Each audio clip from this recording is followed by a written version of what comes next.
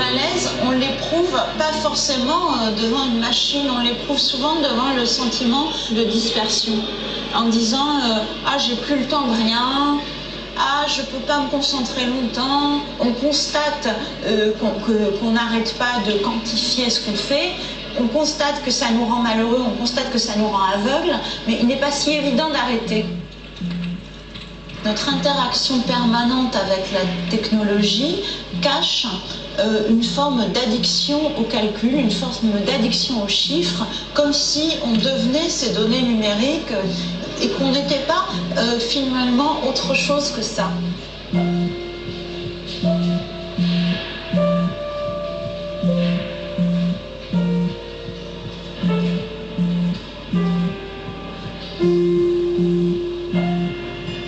Un sixième continent, virtuel et numérique, existe donc désormais parallèlement à notre monde physique.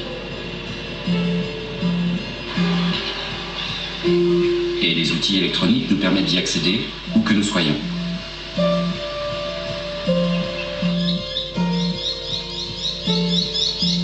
Mais cette interaction de plus en plus permanente et compulsive avec nos machines sera-t-elle sans aucune conséquence sur la réalité de nos vies?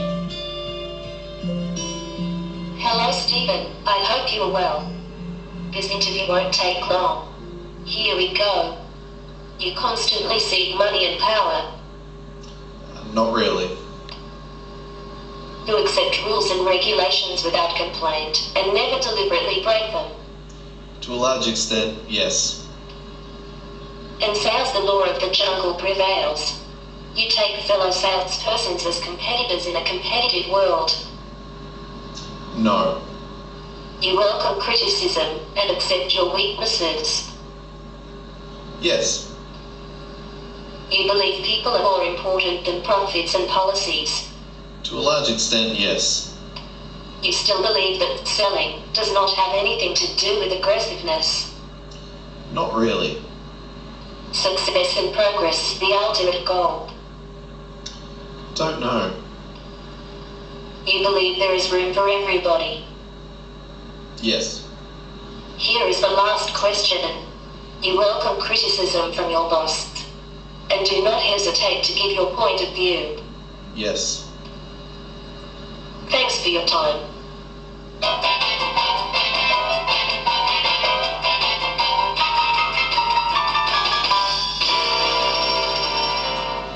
Do I get the job?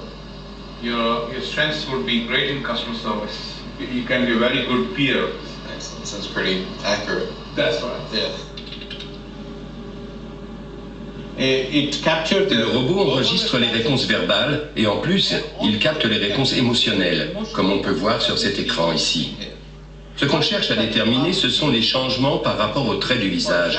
Par exemple, vous voyez ici, il y a une pointe négative en réponse à la question « Croyez-vous que le patron a un travail difficile et a besoin de soutien ?»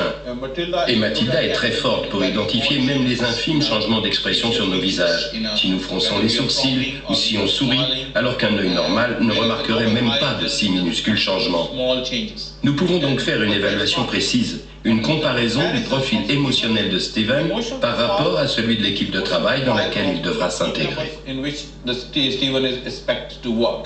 Nous allons pouvoir changer fondamentalement la façon dont les employeurs vont traiter les données des employés afin d'améliorer la qualité de la prise de décision pour l'embauche de personnel commercial, comme dans cet exemple.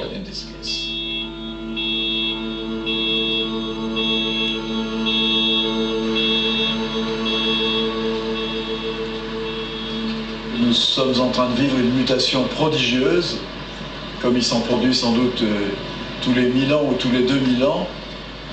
Nous voyons tous que le monde dans lequel nous sommes nés, dans lequel nous avons été élevés, dans lequel nous sommes devenus citoyens, dans lequel nous avons commencé à travailler, que ce vieux monde est en train de disparaître avec ses repères, avec ses certitudes, avec ses valeurs, et nous entrons dans un nouveau monde qui, pour une bonne part, n'a pas encore été pensé.